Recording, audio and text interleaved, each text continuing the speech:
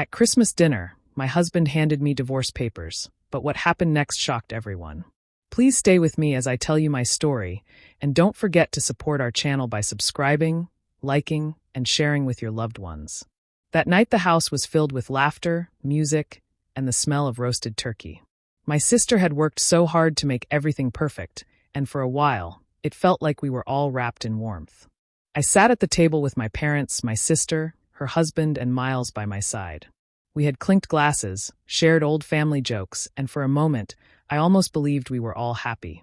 But as the plates were cleared and dessert was about to be served, Miles leaned back in his chair with a look I will never forget. He reached into his jacket pocket, pulled out a white envelope, and slid it across the table toward me. His lips curled into a smile as he said, "This is your Christmas gift. I'm divorcing you."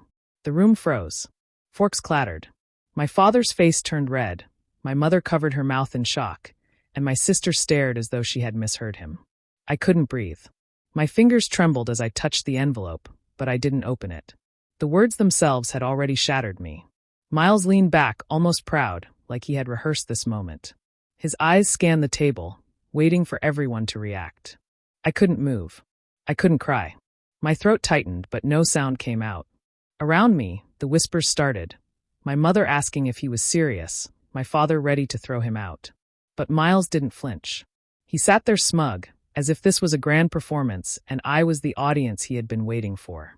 I stared at the envelope sitting in front of me, the paper so thin yet heavy enough to crush me. The humiliation wasn't only in his words, but in the way he chose to deliver them. Here, in front of the people who loved me most, on the very night meant to celebrate togetherness. It wasn't just about leaving me. It was about breaking me in public. For a long moment, I wanted to disappear. But then something inside me shifted. I realized this wasn't about me being unworthy. It was about him needing control. He wanted me to collapse, to beg, to make a scene that would confirm the lies he had probably told. But I wouldn't give him that satisfaction. I sat still, my eyes fixed on him, my silence louder than anything I could have said. The room felt colder than the December night outside. Miles looked at me, waiting, but I refused to give him the tears he expected. I didn't know what my next step would be, but I made myself one quiet promise as I pushed the envelope aside. He thought he destroyed me tonight, but this was the moment I would begin to take my power back. The moment he said her name, the room changed. Conversations died. Chairs scraped.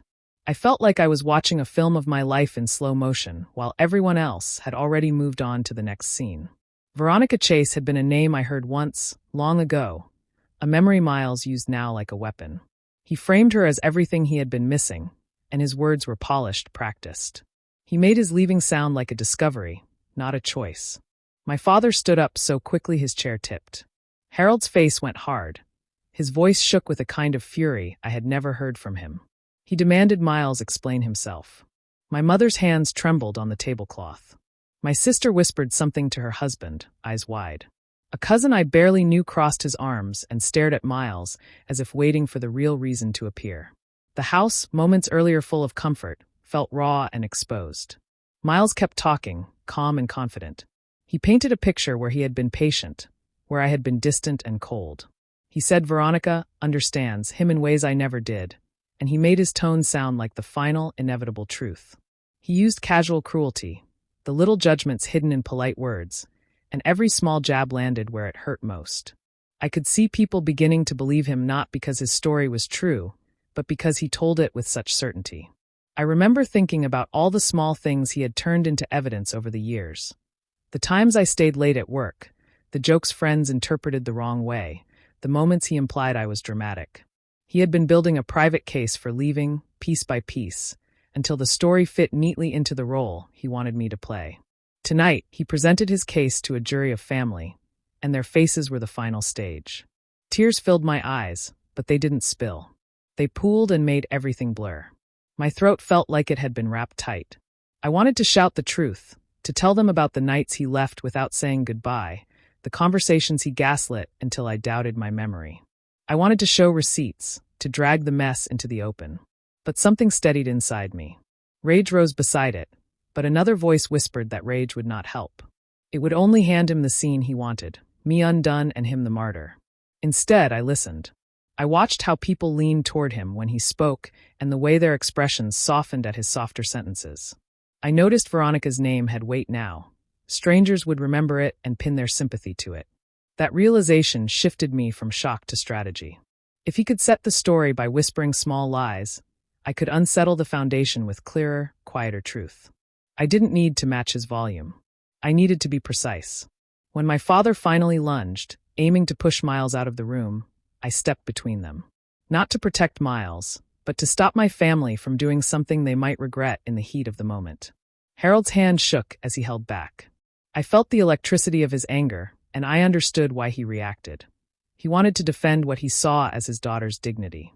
Taking a softer, steadier stance in that chaos felt like a small reclaiming of control. On the drive home later, every light in town seemed louder than usual. I rode in the car like I had been unmoored, watching streetlights flash by and thinking about how stories are told. I promised myself that I would not be rewritten by someone else's narrative. I would choose how my story was told and when. The promise was quiet, but it felt like the beginning of something firm. Tonight had been his performance. Tomorrow I would begin the work of undoing it, not with bitter spectacle, but with a quiet plan that would reveal who he really was, and let everyone decide for themselves. When I got back home, the house felt like a stranger's place. The decorations were still glowing, but the warmth had drained out of everything. I went straight to the bedroom, shut the door, and leaned against it as though I needed the wood to hold me up. The envelope was still in my hand, untouched, and I laid it on the dresser like it might burn me if I held it any longer. I sat on the edge of the bed, staring at it, wondering how paper could weigh more than stone. I thought about the way he did it. Not just the fact that he was leaving me, but how he decided to do it. He waited until the house was full, until the table was set, until all eyes were on us.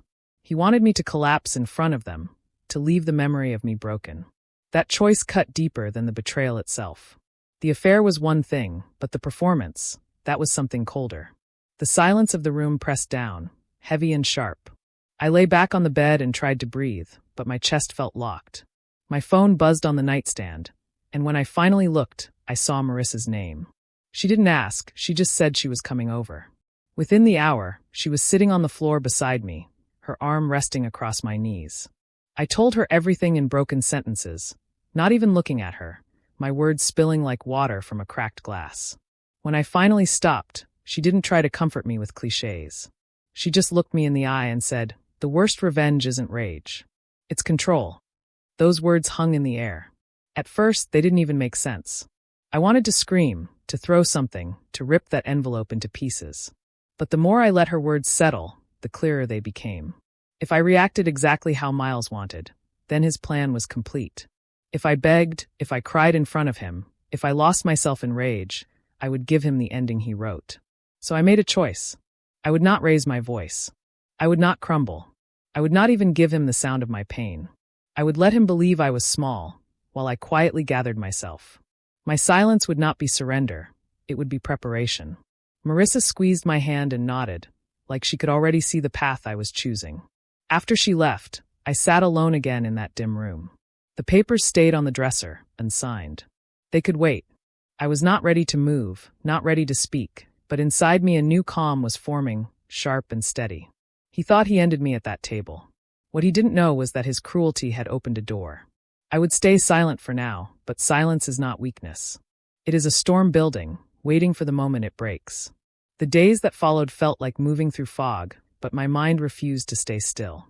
I didn't care about catching him in the act with another woman. That wasn't what burned me. What kept me awake at night was the way he shaped the story, twisting people's view of me long before he ever put those papers in my hand.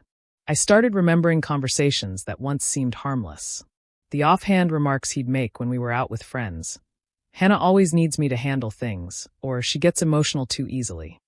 I used to laugh it off, thinking he was teasing, but now I saw the pattern. Every little comment had been a brushstroke, painting me into a role that I never agreed to play. When I looked back, the picture was clear. He had been preparing the ground for months, maybe longer. At work gatherings, he'd present himself as the patient husband, the one holding everything together. With neighbors, he hinted I wasn't great at managing life on my own. Even at family dinners, he would slip in suggestions that I was forgetful or difficult. None of it sounded sharp at the time, but together it built a version of me that wasn't real. The more I pieced it together, the more I realized this was the deeper betrayal. He hadn't just chosen someone else. He had rewritten me into a woman I didn't even recognize and handed that version to the world as the truth. That was how he excused what he did. It wasn't about falling in love with Veronica. It was about justifying himself. He needed to be the hero in his own story, which meant I had to be the weak one. I started asking quiet questions, listening carefully when people spoke. A colleague of his mentioned they always admired how supportive he was of me, even though I was a little sensitive. My jaw clenched, but I said nothing. Another friend casually repeated something he told them, that I struggled to handle stress. Each conversation confirmed the same thing. He had carefully planted doubts everywhere, so by the time he left, nobody would be surprised. That realization didn't crush me. It sharpened me. I didn't want to prove his affair. I didn't need to drag Veronica into the mess. What I needed was my own voice back. The lies were the real prison, and tearing them down would be my freedom. I stood in front of the mirror one evening, studying my reflection. For the first time in weeks, I didn't see a victim. I saw a woman who had been silenced without even knowing it. And I understood what Marissa meant when she said control was the greatest revenge. I didn't have to expose his infidelity. I only had to show people the truth of who I really was. That would be louder than any accusation. Miles thought he was the narrator of my life, but I was done letting him hold the pen. News of their New Year's Eve party reached me faster than I expected. A mutual friend let it slip in a casual message, almost as if they were testing whether I knew. Miles and Veronica wanted to make their relationship official in grand style, surrounded by colleagues, friends, and anyone whose approval they craved. It was more than a celebration, it was a stage. They wanted to control the story, to show the world they were the perfect pair. At first, I felt that old ache in my chest, the same weight I had carried since Christmas. But then something else took over, something steadier. If they wanted a stage, then I would step onto it too. Not as the broken woman he described, but as myself. I began asking the right people the right questions, making sure the idea of me being at peace with the situation spread quietly. I didn't beg for an invitation. I made it sound like I wanted closure, like I wished them well. It didn't take long for someone in their circle to suggest I attend. They thought it would prove how mature I was, how gracefully I had accepted everything. In reality, it was the exact opportunity one needed. The days leading up to the party became my quiet preparation. I wasn't planning on shouting, or exposing texts, or creating a scene. That wasn't the path I chose. I wanted control, not chaos. Every detail mattered. What I would wear, how I would carry myself, what I would say. My appearance had to speak before my words did. Miles built a false picture of me. I intended to walk into that room and replace it with the truth. Marissa came by one evening while I was sorting through dresses, her eyes sharp with concern. She didn't stop me, but she wanted me to understand. "If you do this," she said, her voice low, "you can't go halfway. Once you stand in that room, there's no undoing it. You'll be setting fire to everything you once shared." I met her gaze, calm but certain. "That's the plan." She studied me for a moment longer, then nodded. I could see she was torn between fear for me and pride in me. She didn't say it out loud, but she knew I wasn't the same woman she found on the bedroom floor days ago. As the party drew closer, my nerves hummed like wires under pressure, but beneath them was clarity. I wasn't going to the party to win him back or to humiliate her. My goal was sharper than either of those things. I was going to reclaim the version of myself he had stolen. They thought the night would belong to them, but I was ready to make sure it ended differently. The night of the party arrived, and their home had been transformed into a glittering stage. Music pulsed through the rooms, lights sparkled across crystal glasses, and people moved about in their finest clothes. Laughter echoed, as if it belonged to a world without consequences. Miles and Veronica stood near the center, glowing in borrowed admiration, shaking hands, and soaking in every smile. They looked like hosts in their element, but underneath that shine, I could already see the cracks. I walked in without rushing, every step measured. I had chosen a simple yet striking dress, one that drew attention not because it screamed for it, but because it carried quiet grace. The room shifted when I entered, conversations slowed, heads turned. Some looked at me with surprise, others with curiosity. I didn't flinch. I let their eyes rest on me without showing a hint of discomfort. Miles caught sight of me almost instantly. His confident posture stiffened for a second before he forced a smirk back onto his face. Veronica clung to his arm, smiling widely, her laugh a little too loud. He quickly introduced her to another group of guests, his voice pitched higher than usual, as though he needed to prove how happy he was. It was his way of pretending I no longer mattered, but the tightness in his jaw betrayed him. I greeted people calmly, moving from group to group, offering a kind word or a gentle smile. Some tried to hide their shock that I had come at all. A few whispered questions lingered in the air, soft enough to hear without words. Was I here to beg? To fight? To embarrass myself? I gave them no such show.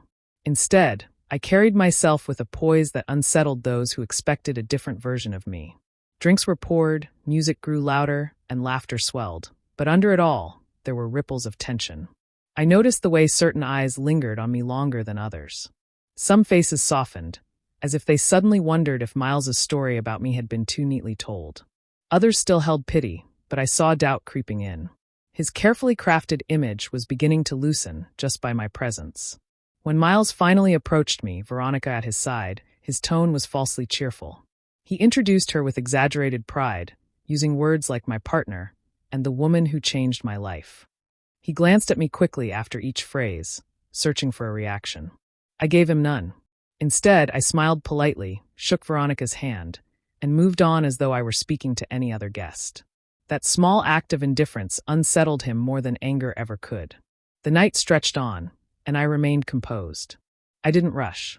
I didn't push. I let the room notice me on its own. Each conversation I held was a thread unraveling the story he had tried to stitch. By the time the clock neared midnight, I knew the moment was coming. I wasn't there to blend in. I was there to show them the truth, without ever raising my voice. As the night moved toward midnight, the lights dimmed and the music softened. People gathered closer, champagne glasses raised, waiting for the grand moment. Miles stood tall in the center, Veronica at his side, her hand looped around his arm. He cleared his throat and lifted his glass, wearing the same smug smile I had seen at Christmas. He spoke about love, about second chances, about finding someone who saw him for who he truly was. His voice carried across the room, confident and rehearsed. When he called Veronica his true love, the guests clapped politely, though a few looked uncertain, their expressions wavering between approval and discomfort. I felt my heart steady as I lifted my own glass. Before the applause faded, I stepped forward. My movement was slow but deliberate, and soon the room quieted. Every eye turned toward me. I didn't raise my voice. I didn't need to. I began by reminding everyone of Christmas night. I explained how Miles had chosen that evening, in front of family, to end our marriage. Not privately, not respectfully, but in the most humiliating way possible.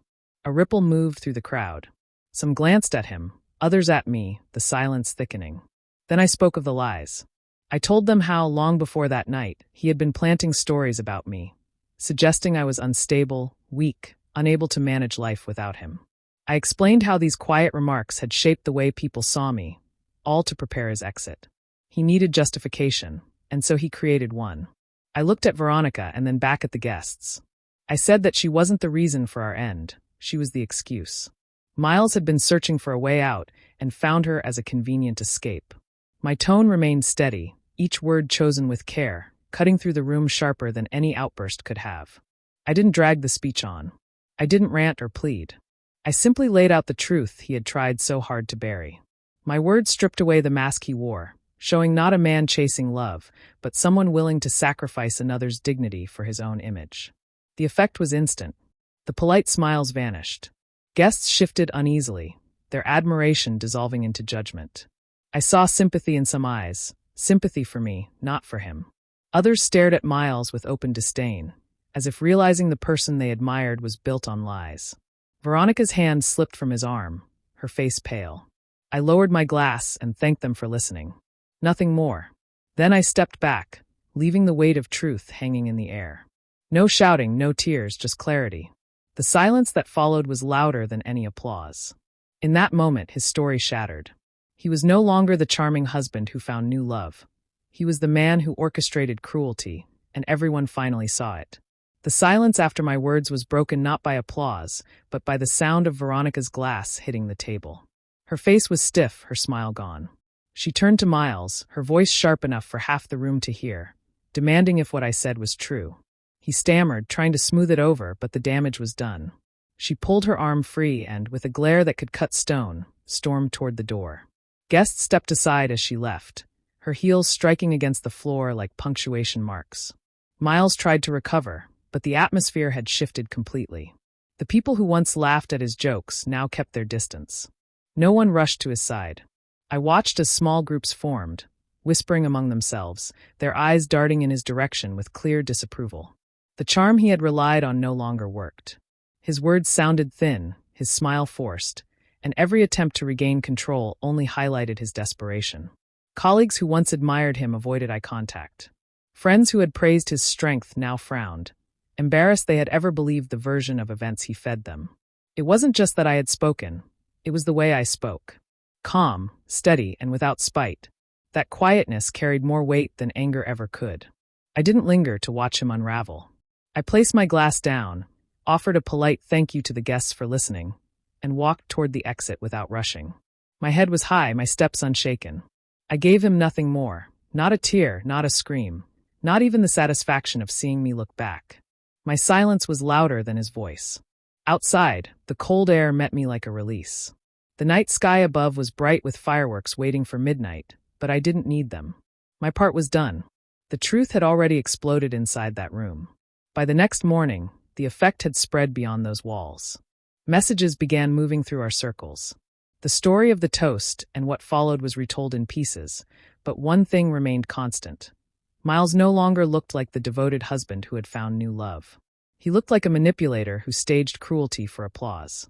His polished reputation, built over years of careful image-making, crumbled almost instantly. Veronica cut ties with him, unwilling to be remembered as the woman used as his excuse. Friends stopped answering his calls. Even professional contacts pulled back, not wanting to be connected with someone whose name was now spoken with disgust. The social approval he thrived on vanished. Meanwhile, I stayed quiet. I didn't post, didn't explain, didn't gloat. The less I said, the more powerful the story became. My revenge was not in shouting, but in letting the truth stand on its own. And that truth spread quickly, leaving him exposed, with nothing left to hide behind. Miles thought he had written the ending. Instead, he watched his image collapse while I walked away untouched.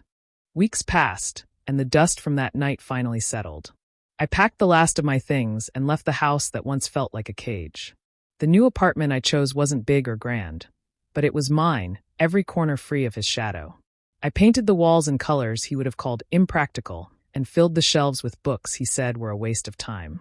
For the first time in years, I breathed without feeling judged. Each day, I leaned into the parts of myself I had put away. I signed up for a pottery class, something I had always wanted to try but was told was silly. My hands, once clenched with tension, molded clay into shapes that felt like a new beginning. I started jogging in the mornings, music in my ears, watching the sun rise with no one beside me to criticize how I spent my hours. Even cooking became joy again, spices, recipes, experiments, all things he had mocked as messy. The small freedoms grew into larger ones, building a life that felt authentic and unshaken. People who once looked at me with sympathy now greeted me with admiration. At gatherings, the whispers had changed. Instead of pitying glances, I heard words like strong, graceful, and resilient. The woman Miles tried to paint as fragile was gone, replaced by someone who carried herself with certainty. Their respect didn't come because I shouted the truth. It came because I lived it. Marissa remained by my side through it all, cheering me on at every step. One evening, we sat on my small balcony with glasses of wine. She raised hers high and grinned. "You didn't just leave him, you erased his power." Her words hit deeper than she knew. That was the heart of it. He had tried to script me into weakness, but I had torn the script apart without needing to scream. I smiled, feeling the weight I had carried for years finally lifting. It wasn't about him anymore. The revenge wasn't in watching him fall. It was in rising without him. My life no longer revolved around what he thought, what he wanted, or how he saw me. It was my own, and it felt lighter than I ever imagined. Every step I took in this new chapter reminded me that I wasn't defined by betrayal. I was defined by how I chose to move forward. Miles had tried to steal my dignity in front of others, but in the same public space, I reclaimed it. That was the real victory. As the weeks stretched into months, I no longer thought of him as the center of my story. He became a footnote, a name attached to a lesson I had already learned. The life ahead of me was open, unshaped, and mine to write. And for the first time, that felt more powerful than revenge ever could. 1 year later, Christmas felt completely different. This time, I wasn't sitting at someone else's table waiting for disaster. I was the one hosting, and my apartment glowed with soft lights and the smell of food I had made myself. Friends filled the room with chatter and laughter, the kind that wrapped around me like a blanket. There was no tension, no fear of what someone might say or do to ruin the night. It was joy pure and honest. As I watched everyone pass plates and trade jokes, I thought back to the Christmas that almost broke me. The memory was sharp, but it no longer carried pain. That night, Miles thought he was ending my story. What he really did was force me to write a new one. I looked around at the people who stayed by me, the ones who never bought into his lies, and felt grateful.